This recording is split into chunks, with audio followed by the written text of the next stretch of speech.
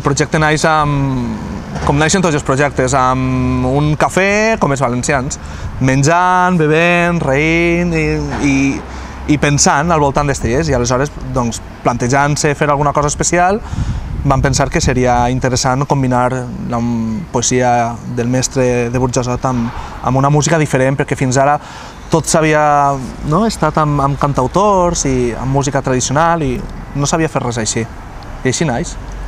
Bé, el primer que vam fer quan vam parir la idea del que el volíem, el segon va ser ficar-me en contacte amb Amàlia, i això va ser així, perquè vam dir, si ha d'haver una veu, encara que siga per el primer acte, ha de ser el d'Amàlia Garrigós, i bueno, em vaig ficar a parlar amb ella i immediatament va dir, no sols no vull ser la veu del primer acte, sinó que vull ser la veu de l'Inventari Estellers, i jo estic molt agraït per això.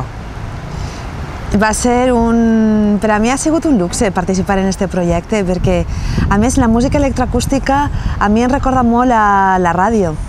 Jo treballava molt en la ràdio amb un producte molt elaborat, amb sons, amb il·lustracions sonores, amb efectes, amb atmosferes, i el que fa la música electroacústica que compon Miquel és precisament això, crear atmosferes, crear ambients, que pots recrear molt bé la veu, i el mestre Estellers, com que fa una poesia tan prosaica, tant per a descriure, tant per a relatar, tant per a narrar, que em ve de meravella, no? De manera que d'alguna manera avui he fet ràdio amb tu.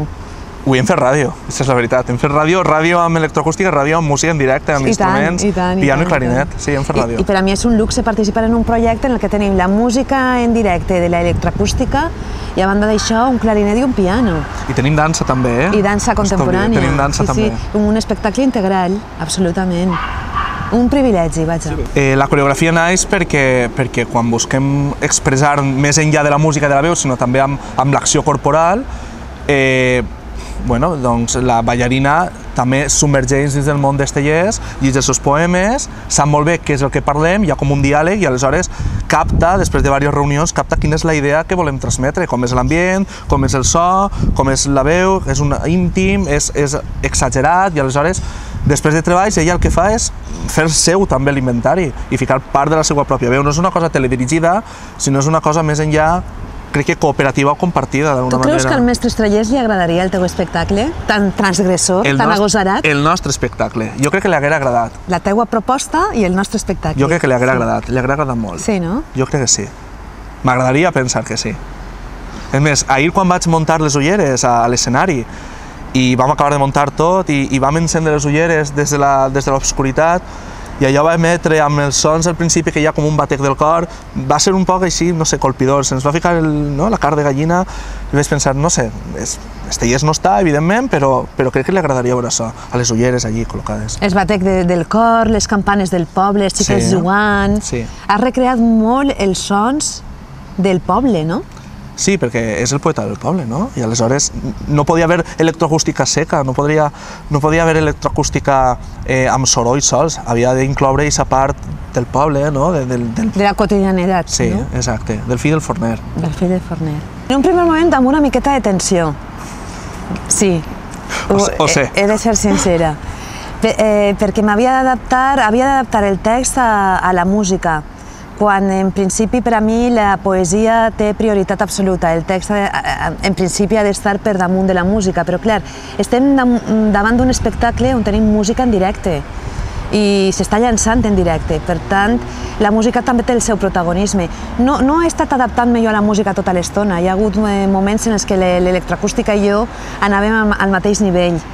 Només ha sigut quan estava el piano i el clarinet en directe i la veritat és que els dos intèrprets que hi havia m'han sabut donar molt bé l'entrada i m'han sabut molt bé dirigir.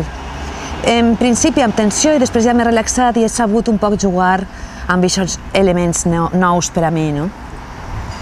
Això seria positiu, no? Anar provant coses noves, no? I a nivell artístic sempre el text té un marcat a la música. És un espectacle trencador, no té res a veure amb res del que s'ha fet fins ara. I això és també positiu perquè sempre la música està per darrere del text, no? A les òperes, a Sliés, sempre la música ha sigut la que és la segona, la germana lletja, i ara ha sigut al revés, no? Ara la germana guapa, no? Ara és la germana guapa i hem hagut d'obligar a Estellers a entrar en un tipus de sonoritat d'altra manera i no sé, és interessant fer-ho així. Hi havia molt de públic avui, molt. unes 200 persones o més a la sala Gomis d'Ontinyent. Agraïm moltíssim a l'Ajuntament que ens hagi cedit aquest espai, perquè és un espai magnífic, la veritat. Allò d'estar nosaltres... No, és un espai tècnicament molt bo i dona goig treballar així, els tècnics s'han portat molt bé, l'Ajuntament sense cap problema, Ismael, que ha estat allà a la taula, perdó, molt bé com a tècnic de sala, ens ho ha facilitat absolutament tot. I el que diu Amàlia, jo molt sorprès amb el rebement de la gent. Molta gent, no m'esperava tanta, la veritat. La resposta de pública positivíssima. A mi m'agradaria repetir-ho i anar per ahí pel país rodant i millorant la proposta de l'espectacle. Jo també. Home, Amàlia expressa ganes de rodar-ho. Jo el que m'agradaria és, amb reflexió, rescatar dates que han estat congelades o aparcades i tornar a moure això i veure, bueno, si hi ha dates, cap problema, una vegada llançats, polim, estudiem i tornem a... Dates, llocs, teatres, pobles... Sí. Fer allò... Jo crec que l'espectacle es mereix rodar, almenys pel País Valencià, en els teatres de les capitals de les nostres comarques i que la gent conega un Estellers diferent. Fem el pacte. Fem el pacte. Fem el pacte. Te prenc la paraula, Fet. Comença tu. No, en absolut. Hi ha dos sectors. El primer sector, que és la gent propera que està encantada, no? Que li ha agradat moltíssim i que ha gaudit i que ha disfrutat de pobret ahir. I després l'altre sector de gent que sí que és veritat que ha notat o ha indicat algunes coses a millorar, que evidentment, vull dir, cal polir i cal seguir treballant-lo. Jo estic d'acord en el que m'han dit, en les crítiques, accepte molt bé les crítiques sempre. I crec que sí que és veritat que hauríem de pensar les ulleres, la ubicació, la dansa, potser podríem lluir-la molt més on ha estat, això és possible, el diàleg amb la música, això ho hem de tornar a replantejar com a mínim, no sé, però això és un repte, perquè replantejar-se les coses, el remat és el principi estètic o el principi de creació, replantejar-se sempre les coses una i altra vegada. No sé, què penses tu? Jo penso que sí, que tot es pot millorar, tot es pot replantejar i que és un espectacle que està viu també, no? Podries afegir un trombó? Tu creus? Un trombó? I això? Perquè té una presència molt consistent, el trombó, i a més com molt profund, no? I per què no un cello? El cello, la veritat és que és l'instrument que més s'assembla a la veu humana, diuen els experts. Té una quantitat d'harmònics molt interessants. Tampoc no està malament. És a dir, que podries introduir instruments.